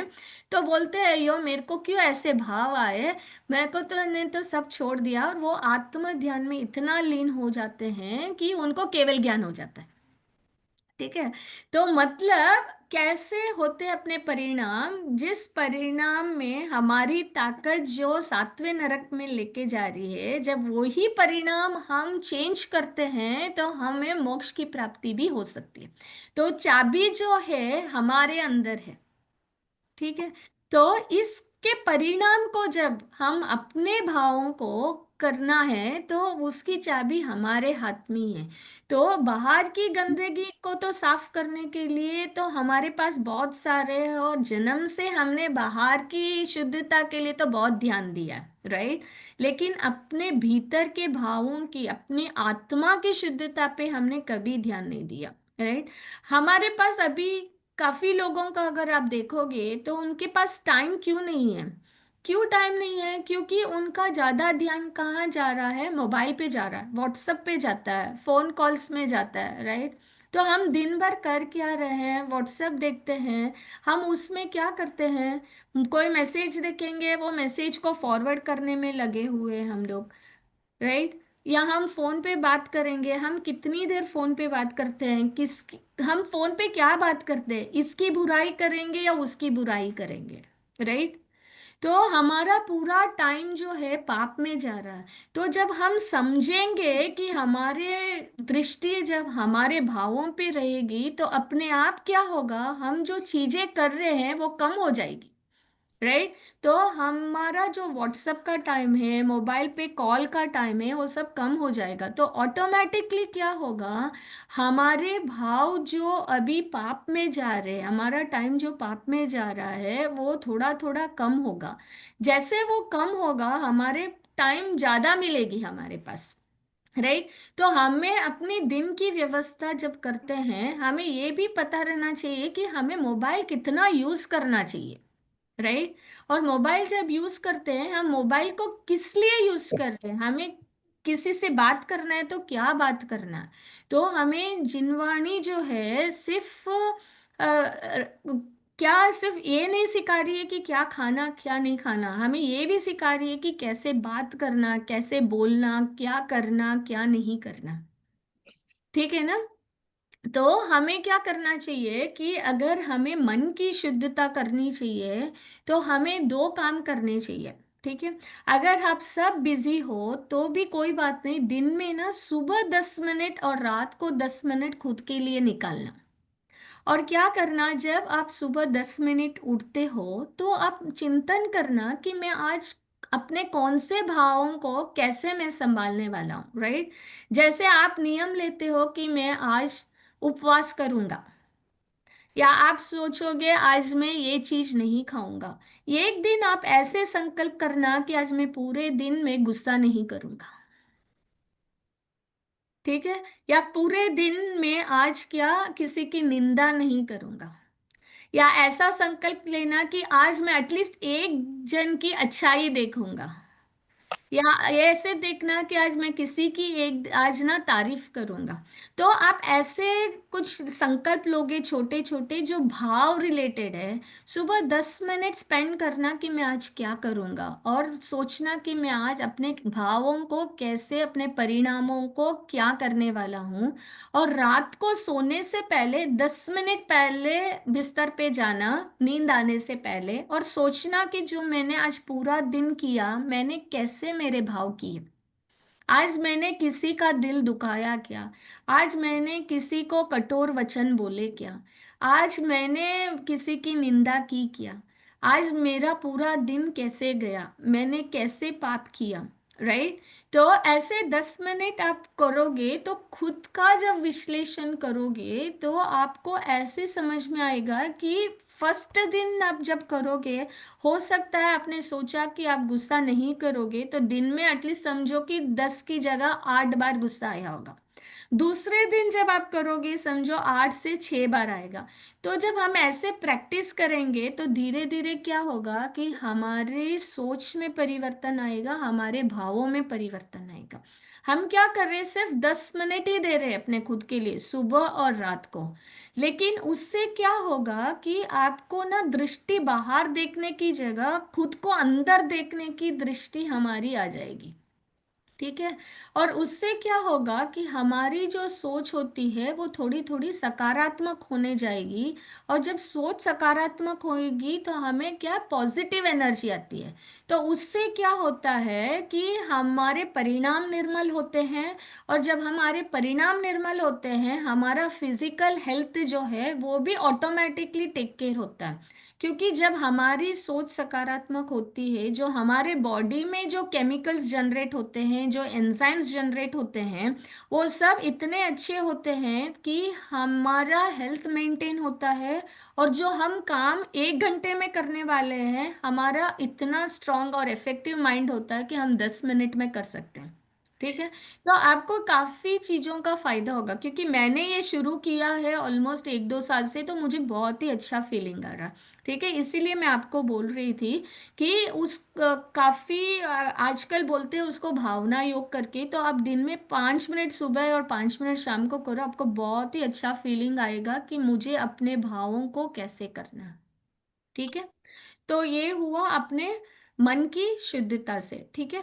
क्योंकि हम देखो क्लास अटेंड कर रहे हैं, हम सुन रहे हैं, मनन कर रहे हैं, चिंतन कर रहे हैं, लेकिन हमें आचरण करने के लिए, हमारी दृष्टि अंदर डालने के लिए हमें एक्शन पे लाना चाहिए। ठीक है। तो अगर आपके पास टाइम नहीं है तो हमेशा थोड़ा जल्दी उठना, ताकि आपके पास एटलीस्ट 10 मिनट खुद के लिए निकालना। ठीक है ना। अभी हम आगे पढ़ते हैं। यहाँ तक किसी को कोई डाउट्स थे? नहीं तो हम आगे पढ़ते हैं। नहीं, ठीक है। आगे अभी कौन पढ़ेंगे? श्वेता जी आप पढ़ेंगे और दीपाली जी आप पढ़ेंगे।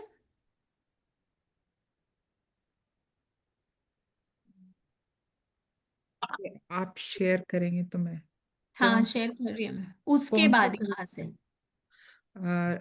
रमेश का करेक्टर मुझको पढ़ना है। हाँ, रमेश का आप पढ़ लीजिए, और अध्यापक का आप पढ़ उसके लीजिए। बाद उसके बाद शौच आदि से निपट कर मंजन करके स्नान करे तथा शुद्ध साफ धुले हुए कपड़े पहनकर मंदिर जी में देव दर्शन करने जाना चाहिए। देव दर्शन की विधि तो तुम्हें उस दिन समझाई थी। उसके बाद ही अल्पाहार दूध नाश्ता लेकर यदि स्कूल और पाठशाला का समय हो तो वहां चले जाना चाहिए, नहीं तो घर पर ही स्वयं अध्ययन करना चाहिए। इसी प्रकार भोजन भी प्रतिदिन यथा समय 10-11 बजे शांति पूर्वक करना चाहिए। शाम को दिन छिपने के पूर्व ही भोजन से निवृत्त हो जाना प्रत्येक बालक का कर्तव्य है। रात्रि को भोजन कभी नहीं करना चाहिए। इसी प्रकार रात्रि को भी जब तक तुम्हारा मन लगे 8-9 बजे तक अपना पाठ याद करना चाहिए। उसके बाद आत्मा और परमात्मा का स्मरण करते हुए स्वच्छ और साफ बिस्तर पर शांति से सो जाना चाहिए। आज से हम आपकी बताई हुई दिनचर्या के अनुसार ही चलेंगे और शरीर की सफाई के साथ ही आत्मा की पवित्रता का भी ध्यान रखेंगे। हाँ, तो यहाँ हो रहा है अभी। तो हाँ, श्वेता जी आपको क्या समझ में है इससे? हमें अपना काम मतलब सूर्यास्त से पहले, सनसेट से पहले करना चाहिए। और हर चीज का एक परफेक्ट टाइम होना चाहिए। और मंदिर जाने के बाद ही नाश्ता करना चाहिए। और रात को जितना जल्दी हो सके उतना जल्दी खाना खा के सो जाना चाहिए, और सुबह जल्दी उठ के फिर से अपना रेगुलर रूटीन फॉलो करना चाहिए। गुड। दीपाली जी आप कुछ ऐड करना चाहेंगे इसमें? हाँ, रूटीन काफी इम्पोर्टेंट है। अगर हम शुरू से ही अपना जो है दिन को एक हर घंटे और उसके हिसाब से बांटेंगे तो आई थिंक ये दिनचर्या सुबह से शाम तक की सही रहेगी। मन और तन दोनों की शुद्धि के साथ अपना रूटीन भी सही रहेगा उस हिसाब से। करेक्ट। तो यहाँ पे कुछ इम्पोर्टेंट पॉइंट्स थे। एक तो बोला था कि हमें मंदिर जाके आने के बाद ब्रेकफास्ट करना चाहिए। फिर दूसरा यहाँ पे बोला था कि प्रतिदिन हमें जल्दी भोजन करना चाहिए, क्योंकि फिर हम शाम को भी जल्दी कर सकते हैं, ताकि हमें रात से पहले खाना खा लेना चाहिए, क्योंकि रात को क्या होता है, हिंसा होती है, राइट। तो रात को आपको पता है हिंसा होती है, और हेल्थ रिलेटेड भी आपको पता है कि रात को सोने से पहले 4 घंटे पहले खाना चाहिए, राइट। तो काफी लोगों का ये होता है कि उनको लगता है कि रात्रि भोजन त्याग करना मुश्किल है, राइट। तो मैं आपको एक बात बताती हूँ कि अगर आपको रात को पूरा नहीं होता है त्याग करना, तो आप स्टेप बाय स्टेप करना, क्योंकि हमारी बॉडी धीरे धीरे ट्रेन हो जाती है। ठीक है। जैसे अगर आप अभी रात को 11 बजे तक खा रहे हो तो फिर आप ना 10 बजे तक खाया करो, थोड़ा दिन का जल्दी खा लिया करो। 10 तक खा रहे हो तो आप 9 तक खा लिया करो, 9 तक खा रहे हो तो 8 को खा लिया करो। तो ऐसे थोड़ा थोड़ा टाइम आप आगे करते जाओगे ना तो आपकी बॉडी ऐसे सेट हो जाएगी। ओके। और दूसरा आप ऐसे भी कर सकते हो कि आप अगर चारों प्रकार के आहार नहीं त्याग कर सकते हो तो आप एटलीस्ट क्या है, दूध और पानी या दूध या जूस या फ्रूट, ऐसे कुछ चीजें रख सकते हो, बाकी त्याग कर लो। फिर धीरे धीरे जैसे बॉडी को ट्रेन करोगे फिर धीरे धीरे वो भी छोड़ सकते हो।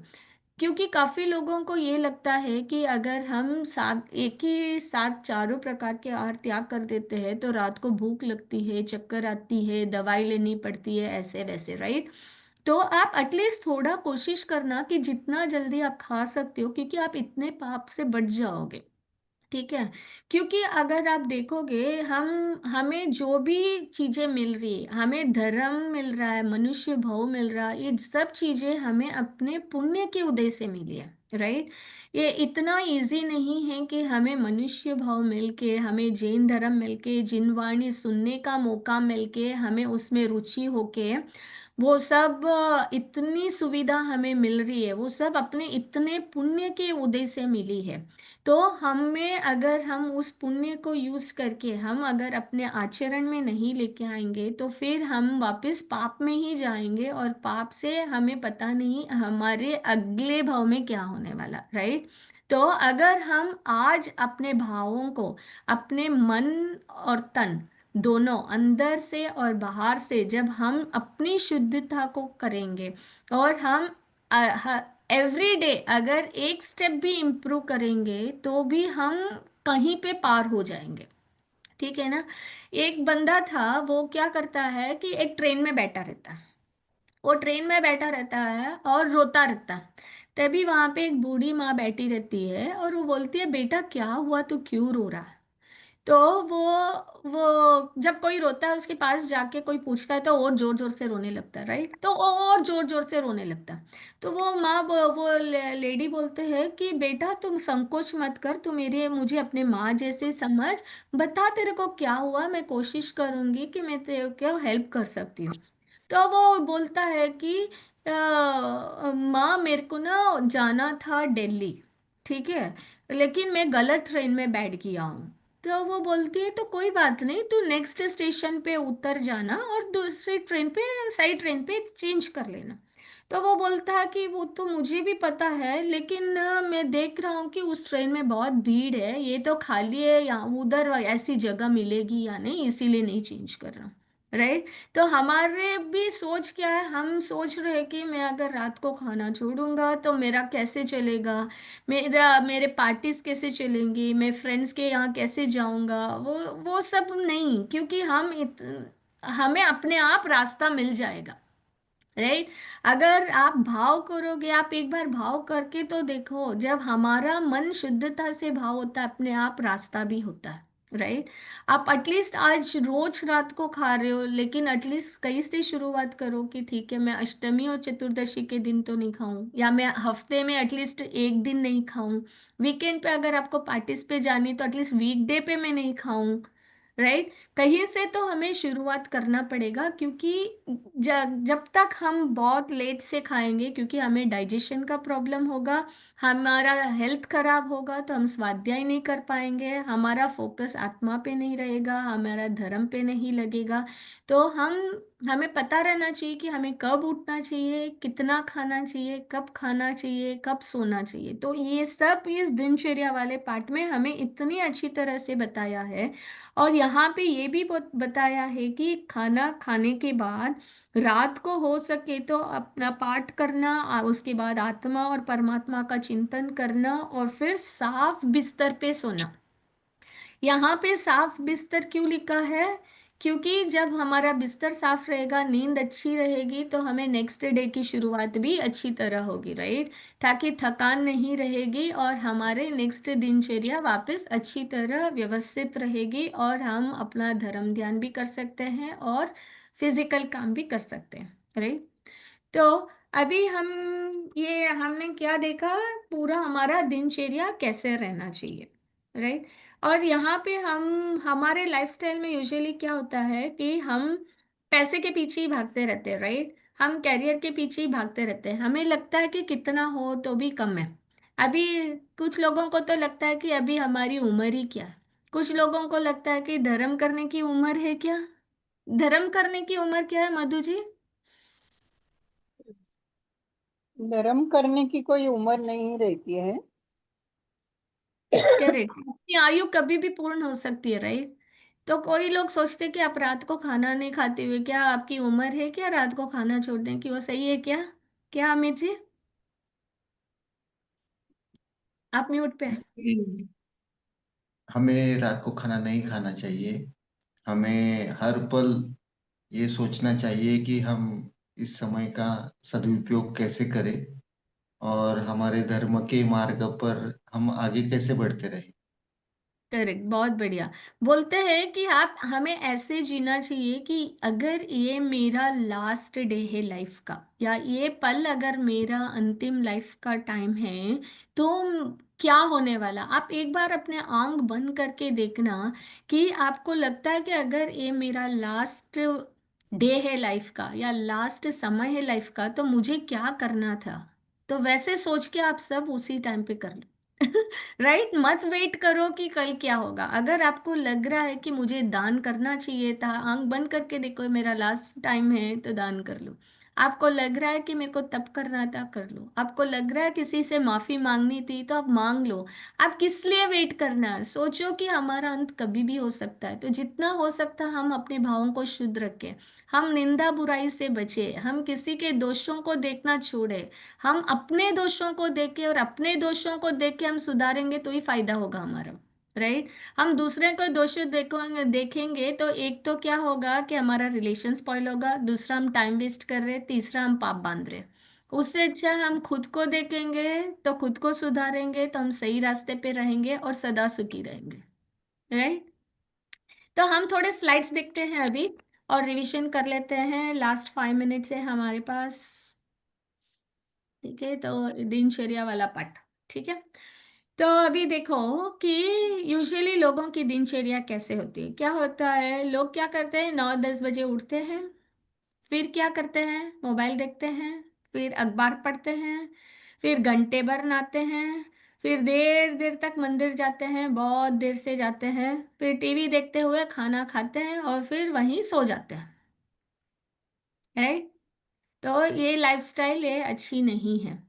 और फिर क्या होता है, रात्रि को भोजन करते हैं, फिर देर रात तक टीवी देखते हैं, फिर रात को दोस्तों से बातें करके फिर देर से सोचते हैं। देखो रात को मोबाइल पे चैटिंग चलता है, आंख भी खराब हो रही है, टाइम भी वेस्ट हो रहा है, राइट। तो यहाँ क्या बोला है कि हमें क्या करना चाहिए, आदर्श समय का कैसे उपयोग करना है। सुबह 5:30 को बिस्तर छोड़ देना चाहिए, 5:30 से 5:45 तक पंच परमेष्टि का विचार करना चाहिए, फिर 5:45 से 6:15 जो भी नहाना है फ्रेश होना वो होना चाहिए, फिर 7 से 7:30 तक अल्पाहार करना है तो कर लेना, नहीं सॉरी 6:15 to 7 देव दर्शन करना, फिर अल्पाहार लेना, फिर स्कूल जाना है, व्यापार करना है, बिजनेस करना, जो भी करना है।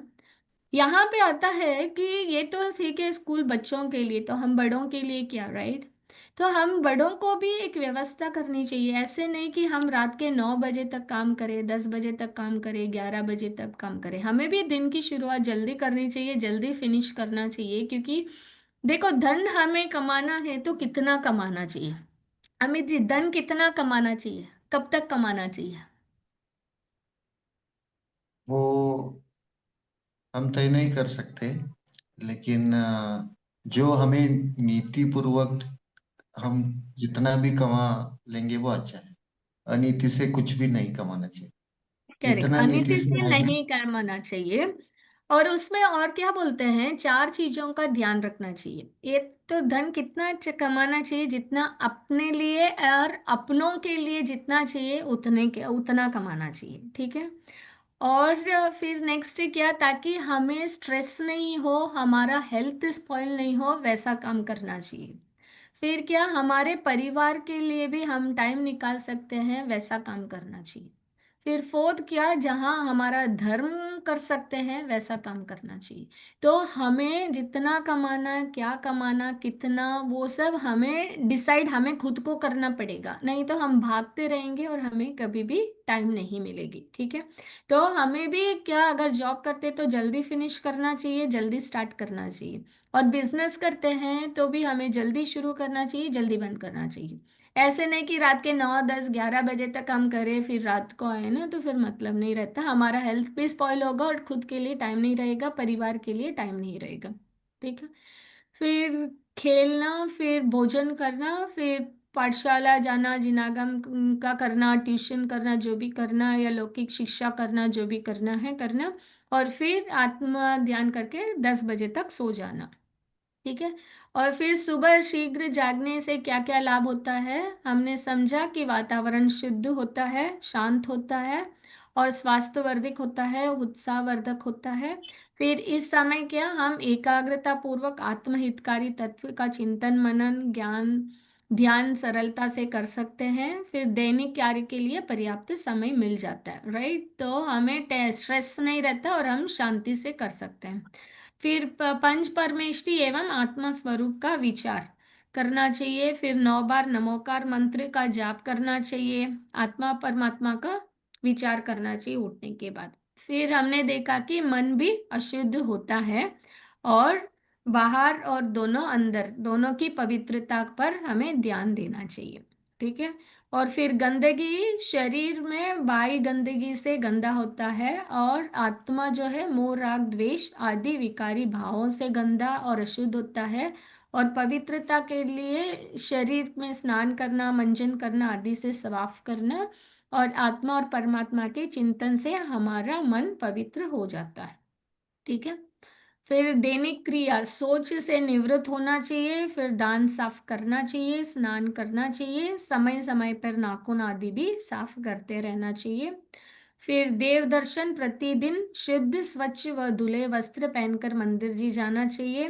वीतरागी देव सुखी है और हमें सुखी होने का मार्ग बताते, इसलिए प्रतिदिन हमें जिनेंद्र भगवान के दर्शन करना चाहिए। फिर देव दर्शन के बाद अल्पाहार करना चाहिए, नाश्ता दूध जो भी चाहिए, फिर लेकर स्कूल जाना चाहिए, या जॉब पे जाते जॉब या दुकान या बिजनेस जो भी कर रहे हैं वो करना चाहिए। फिर वहां से होने के बाद फिर थोड़ा समय खेलना चाहिए, और बड़ों के लिए क्या है, थोड़ा फैमिली के साथ भी टाइम स्पेंड करना चाहिए। ठीक है, और फिर भोजन शुद्ध, सात्विक तथा मौन पूर्वक करना चाहिए, और भोजन तीव्र क्रोधावेश में नहीं करना चाहिए। भोजन एक स्थान पर बैठकर करना चाहिए, अर्थात घूम घूम कर नहीं करना चाहिए। और शाम को दिन छिपने से पूर्व भोजन कर लेना चाहिए, और टीवी देखते हुए भोजन नहीं करना चाहिए।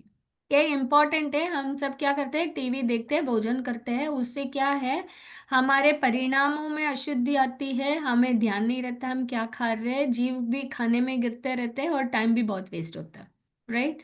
तो हमें भोजन शांति से बैठ के, एक स्थान पे बैठ के आराम से खाना चाहिए। भोजन के पश्चात पाठशाला या जिनागम का अभ्यास करना चाहिए, या ट्यूशन या कुछ कर रहे हो तो लौकिक शिक्षा करना चाहिए। और रात में सोने से पूर्व आत्मा परमात्मा का चिंतन करना चाहिए। ठीक है, और आत्मा परमात्मा का चिंतन करते हुए क्यों सोना चाहिए, ताकि दुखों से बचने के लिए, मन को पवित्र रखने के लिए सोते समय आत्मा और परमात्मा का चिंतन करते ही सोना चाहिए, राइट। क्योंकि सोते समय हमारा मन में जो भी विचार चलते हैं वो नींद में भी आते हैं। आपने देखा है ना, कभी आप भूत की मूवी देख के सोओगे तो पूरे रात को वैसे ही आएगा। इसीलिए जो अच्छा देखो, अच्छा सुनो और अच्छा सोच के सो, तो अच्छी तरह नींद आएगी, तो आपको नींद की बीमारी कभी नहीं आएगी राइट, और डिप्रेशन पे भी हम कभी नहीं जाएंगे। ठीक है ना। लास्ट 1 मिनट, किसी को कोई क्वेश्चन है क्या, नहीं तो हमारा टाइम ऑलरेडी ओवर हो गया।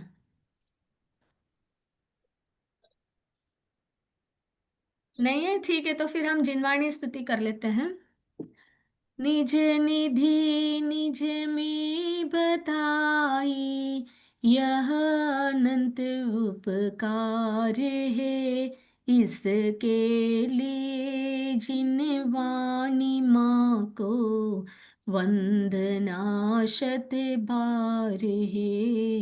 वंदना शतबारहे, वंदना शतबारहे।